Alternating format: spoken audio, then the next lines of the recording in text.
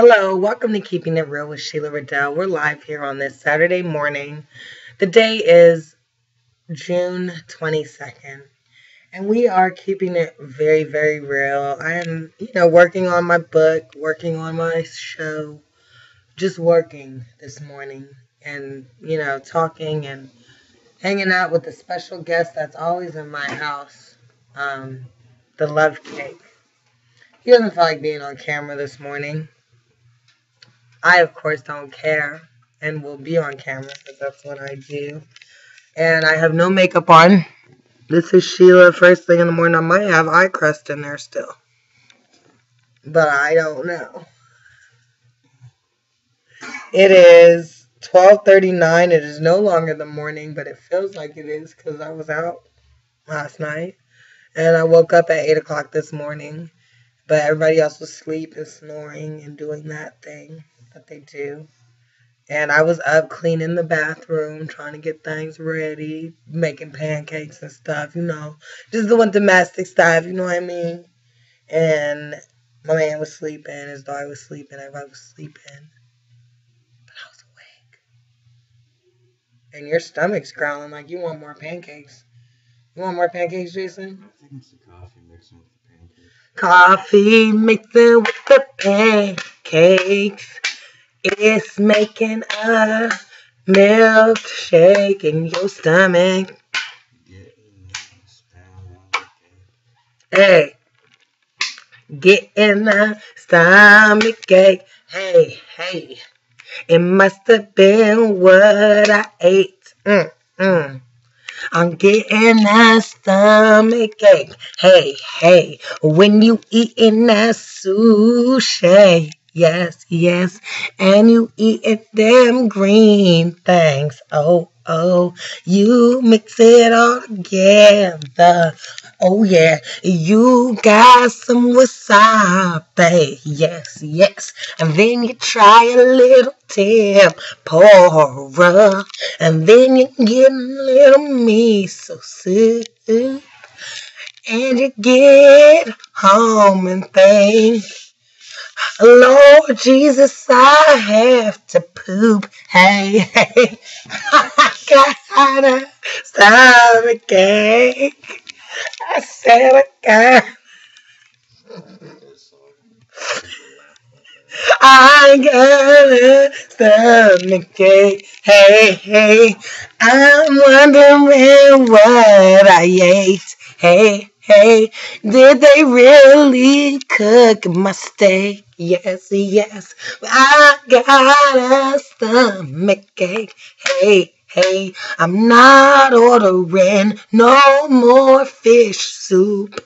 No, no, no, no raw seafood. It makes my face turn green. If you know what I mean. I see the toilet seat and I throw it up and ah.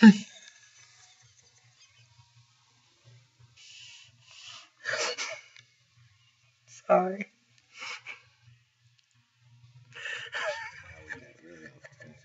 Wow. Well, you know what? Our viewers are going to get to know Jason. You guys know me. But do you know my man? Do you know the man that I thought I loved? After some of the answers to your questions, I don't know. We're sharing some survey questions we did for my book. Keeping It Real with Sheila Riddell, drugs, sex, rock and roll. He's going to help me learn more of the rock and roll part. I know the R&B, the mainstream rock, the mainstream rap, mainstream pop culture, top 40 music. I've got that. VH1 and MTV groomed me. That would be your rock and roll historian. But he, Mr. Save Ferris t-shirt, will be my rock and roll teacher.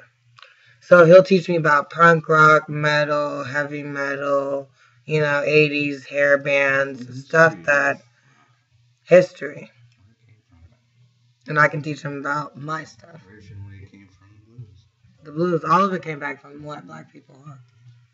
Black folks, they stole our stuff. Rock and roll, black folks. Not stealing. At first, it was like an admiration. Kind of like what Elvis did, right? Elvis was like the first Eminem that kind of came and infiltrated on the scene big time. And like, Elvis was the face of black music. Wow, that's deep. Elvis Presley was the face of black music. Wait a minute. Elvis Presley was the face of black music? Elvis loved black people. Elvis loved black people. He loved black music. He loved gospel. He loved all that. But they used him as the face. They don't talk about that much in the movie. They focus more on like his drug addiction and being They focus on the negative. They focus on Priscilla and what happened. Elvis was a wonderful person. Was he? He was. Elvis was a Capricorn. Whatever. I'm just saying. But, that's a wonderful person. Did you know that Elvis was a twin and his brother died? I think that was in the movie. I remember watching the movie, and I remember seeing them young. It was the same actors, but they portrayed him young. But they portrayed him as a woman beater. They portrayed him as, as abusive, as mean. When he got older, he was under a lot of pressure. Yeah. He went through a lot of stuff, the fame and all the rest of it, the substance abuse. Yes, that all changed him. But when he was young, it was a lot different. Yeah, I think they unfairly portrayed him. Like, I don't think they really exposed what his character was like in a positive light. Like, when you look at the movie Elvis, where I don't remember who plays Elvis, but there was someone that played Priscilla. Kurt Russell probably. One of them was on a VH1 movie, and they had the Elvis Presley story, just like they had the Jackson story. Yeah. They didn't show every characteristic of the Jackson family. You can't. You know what I mean? They didn't show Catherine doing, Janet and Michael's hair and picking it out. Like, you know what I mean? Like, when they do movies, they don't show, like, the core, the essence, you know what I mean, of a family when they do those specials. That's what I would want to do as as keeping it real with Sheila Riddell. The shit that you don't see, the stuff that makes us humanity, you know what I mean? The real shit. Yeah. Not just the surface, we're watching the housewife show, but you're not seeing her, when she's taking her kids and she's looking all crazy. You're seeing her after she has hair and makeup done. Let's do Real Housewives of Fresno and see what the fuck's popping for real. You know what I mean? Like, people, it's like we like reality TV, but I said that and someone was like, it's not really real.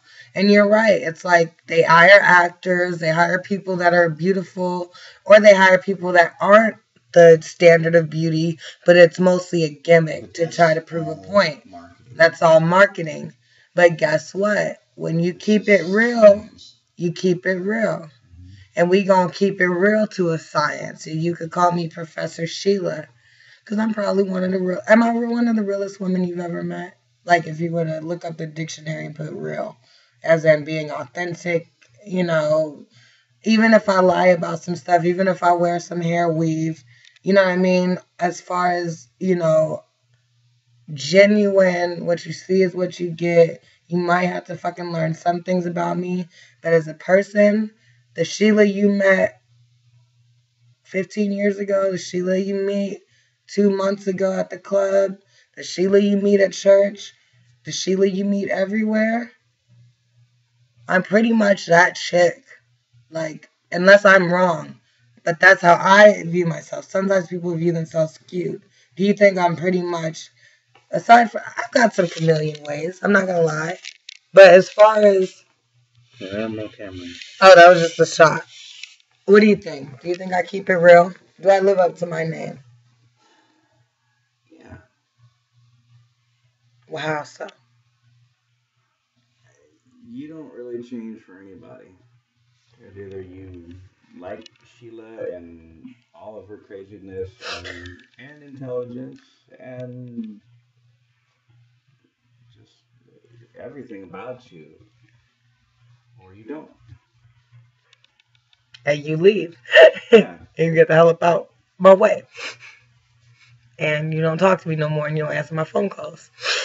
Because I will try to talk to you if I like you. But I I've feel like had, I'm pretty much the same with everybody too. but you went through a period where you weren't, huh? There's times where I've been a chameleon. Yeah. You know, I do know how to, kind of. I feel like you're more deceptive than me.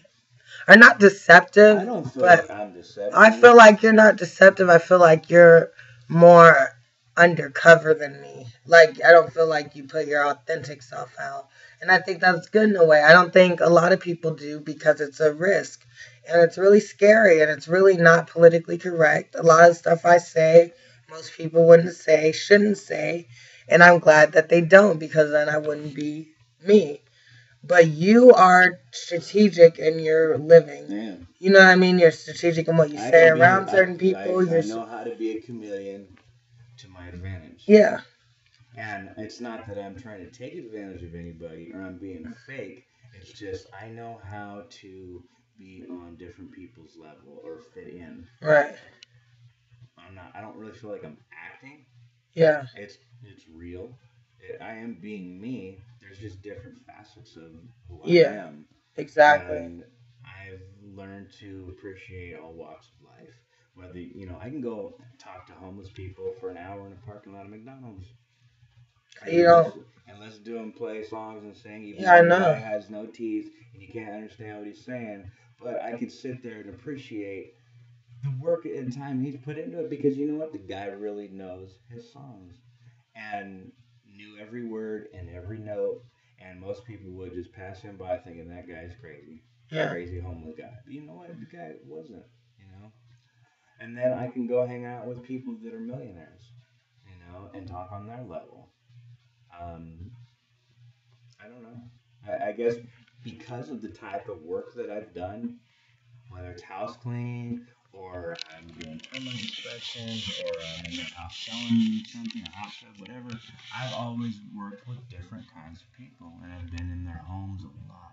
So it's made me very well rounded. Right.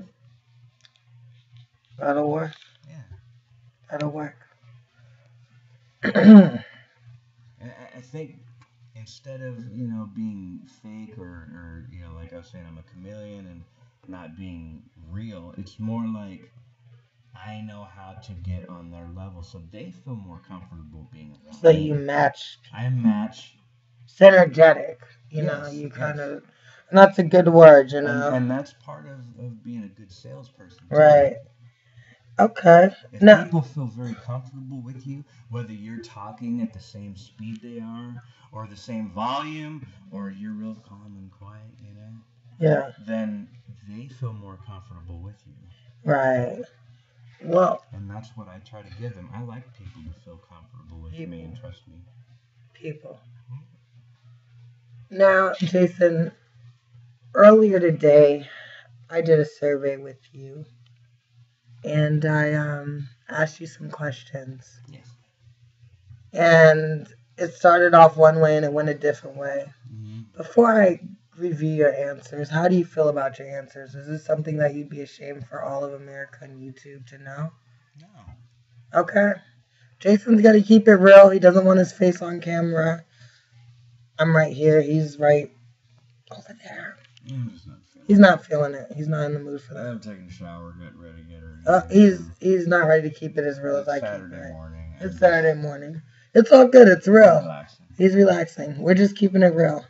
But I asked Jason, the train want to roll by, just beep on my parade. Survey. What are the first 5 phrases that come to mind? Are you just going to beep? Honk. He's going to honk? Just one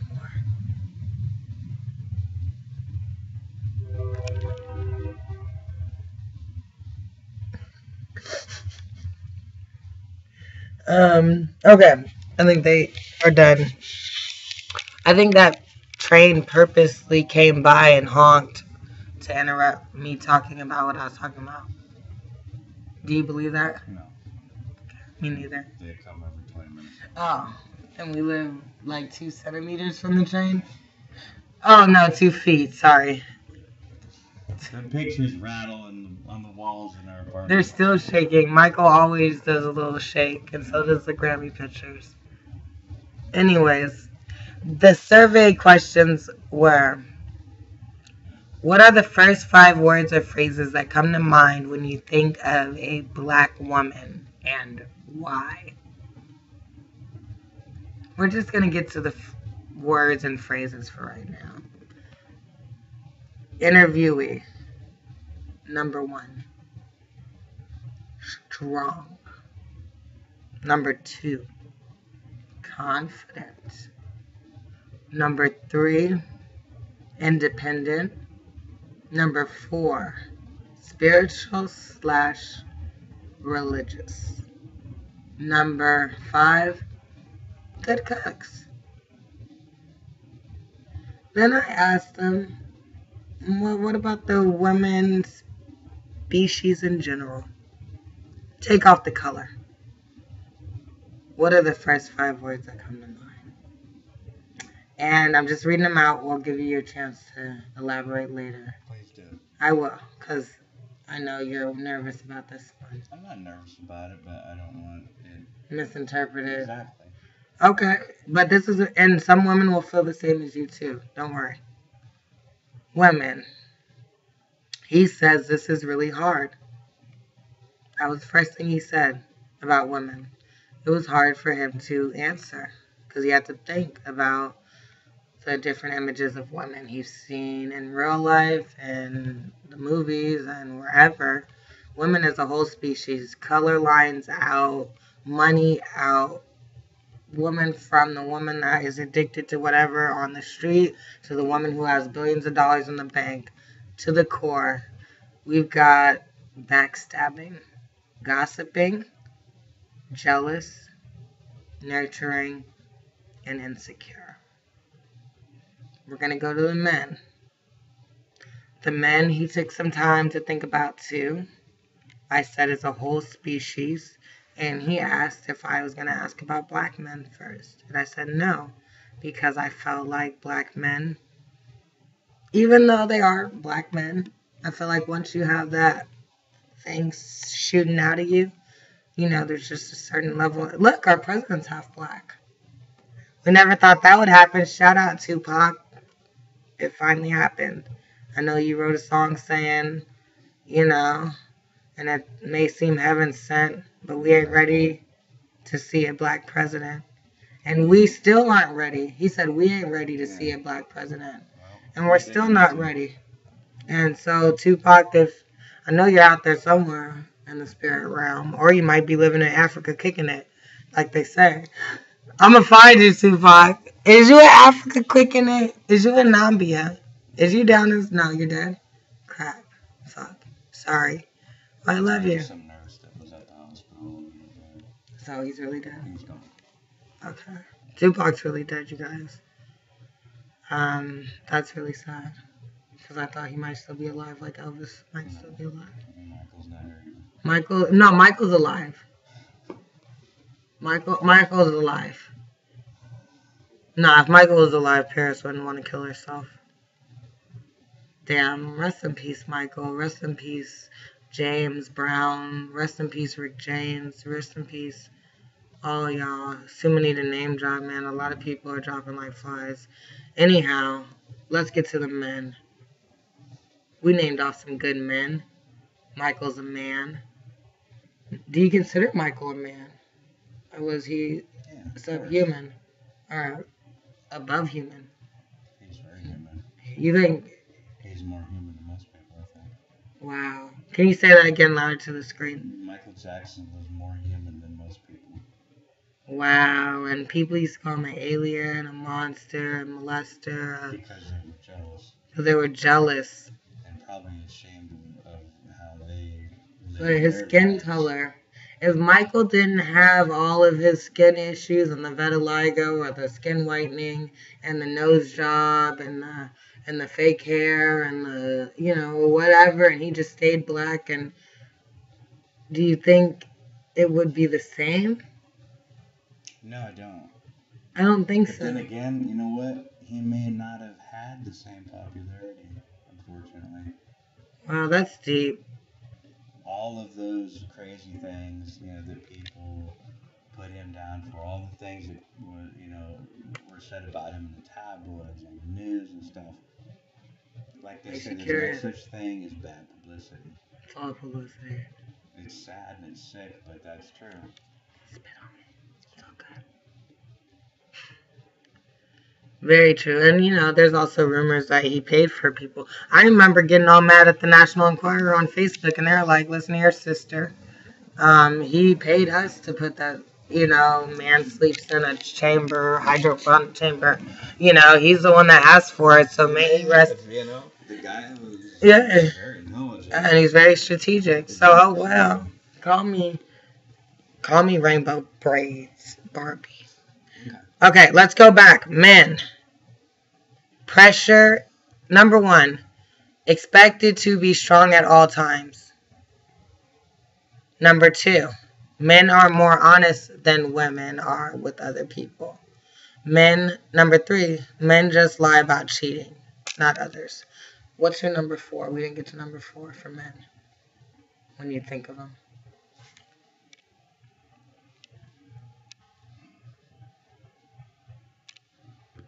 They're good team players, I think. Good team players. Okay. Number 5, and then we'll elaborate later. They want to be appreciated. They want, like, recognition, or in their Sure. appreciation, to be appreciated. Yeah, it's hard to just say 5 things. I know. And they do want to be loved. And recognized. Well, these are phrases. Recognized. And loved, really. Men want to be loved. Sure. Because sometimes it seems like men don't want love, that they just want to, live a very carnal life, And that would be their happiest. And that's what a lot of men put to the world. You're not. That may be some, but I think most. But to the core, they probably are responding out of a hurt of not really being loved somewhere. Whether it was rejection from that first girl that said, hey, I don't like you, you're fucking ugly. Or, the mom that may have been like, hey, you're never going to be shit. You're just like your dad. There's reasons for it. There's reasons. I want you to tell me what you saw. And don't name names, obviously, because you don't know the girl's name. But please just tell YouTube what you saw while I was in the store picking up something with the baby. And she was saying something to the baby about her father. Go ahead and give it raw, just like you told me. Well, I can't say names. No. Yeah, you didn't know who it is. But just as an example of... And this is 8-month-old child. While I was waiting for you to come out from the store, there was a woman with her child who was probably less than a year old, I'm sure. And she may have thought that she was being funny, but really it was pretty sad. She was saying, your daddy's an asshole. Fuck your daddy. Your daddy's ugly. I'm gonna kick your daddy's ass. Like, that's so funny. Let's get the baby to laugh, at that kind of stuff. And then she did it again, Was she holding the baby, or was your it daddy's a bitch. And just kept saying that kind of stuff, thinking it was funny. And, yeah, the baby was right on her lap, looking at her, facing her. And mirroring her. Yeah. Imprinting this on her mind. Yep. Imprinting. And I'm sure she was unaware that that's really what is happening. And she just thought it was funny. My baby doesn't really know what I'm saying. However, that's not really true. No, that's when they're the geniuses. That's when they're computing everything. Why we have so many problems. And they may not be able to remember at 8 months old, hey, my mommy said my daddy. But you think that's going to be the only time she says stuff like that? No. If she would say it in public, right in the earshot of somebody, imagine how much stuff she probably says. Yeah, and her friend was in the car with her, and she thought it was funny too. They look like young mothers, maybe, or like middle, 20s. Yeah. But, and the number one thing Jason said for women was backstabbing. And I would say that it's pretty mean. No matter what the father did, there's a lot of dads that are mean and probably deserve some sort of crap talk, but I don't think it's ever right to do it to the baby and do it like there's so many different ways to handle your anger. But when I said backstabbing, I was referring to other women. Other women. But I know. Oh, I didn't know that. See, I thought you just meant backstabbing in general. When I was talking about women in general. Oh, yeah, we are. It started out, my first focus was how women are to each other. Oh, on each other. Does that make any more sense? Oh, yeah, no, it does. I thought maybe there were women that lie to other women more than men lie to other men. Gotcha. So when I'm talking about honesty, lying. You mean like to other women? Yes. Yeah, like lying about their age, lying about lying about what? Whatever. Lying about everything. What are some of the common lies you hear from women? Just a few. Give it to me. We keeping it real. How can we keep it real without knowing what fake is? Everyone knows what real is, I guess. I'm trying to think of examples now. It's hard. Just quick, like if you were in a bathroom and could hear and imagine what a woman might be lying about. Women are just fake with each other. They'll tell another woman what they think they want to hear.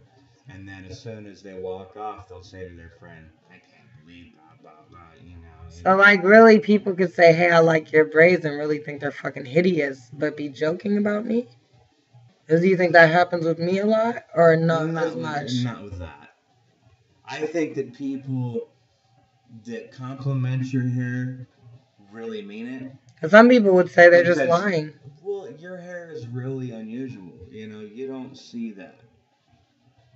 It's like someone having a red, white, and blue crazy mohawk. Yeah, or that beard. People that are bold enough that are going to walk up and say, hey, man, that's really cool. I love your hair. Or be like, whoa. And then a lot of people are going to be like, they're not normal, and I'm not even going to associate with them because they're insecure, or they feel like, that person's, going to be mean or attack me or some crazy shit, But this is like an inviting hairstyle, like. It's very non-threatening. Like, I've had a lot of people try to touch this. Well, just like they used to try to touch my afro. Yeah. It's very colorful, Kids love it. Clowns are very colorful, and they make people laugh, Kids love clowns, So, not only look like a clown, but the colors remind you of something. Are very non-threatening. Yeah. So, the people that don't agree with it or think that's crazy, And it's ugly and I need to fix it. And I need to take it out. Yeah, 99% of them are just not going to say anything at all. Yeah. Yeah. You don't have nothing nice to say? Don't say nothing at all. And that's it. So, those are the three groups. Jason, how do you feel after getting that all out? Just expressing my opinion. Do you think that America will agree with you? I think a large majority will. And a lot of the things that I'm saying, I have heard other women say. Well, we've come to 30 minutes.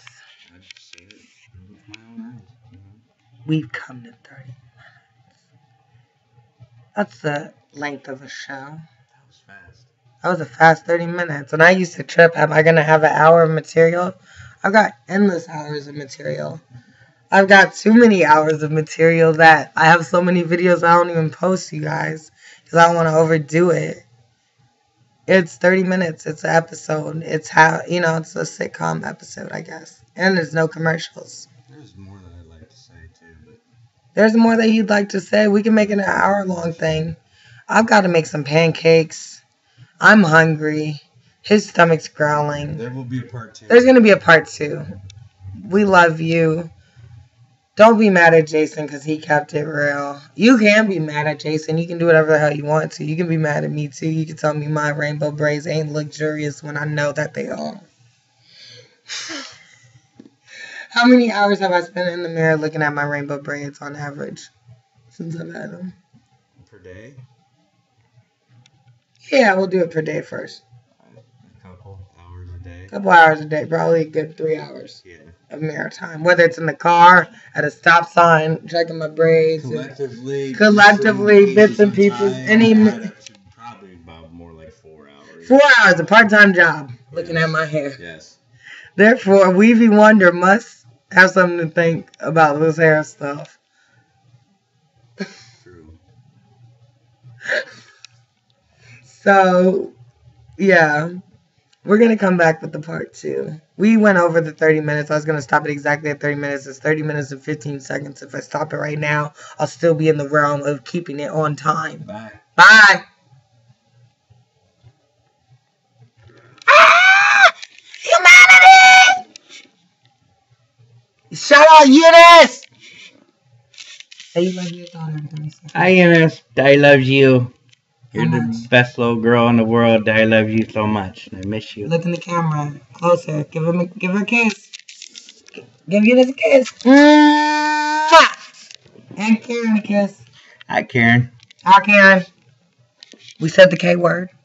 Not the KKK word. No. Not the 3 Ks words. Bye. Hope you both have a great Love you day. guys. Hi, Harry. Bye, Harry.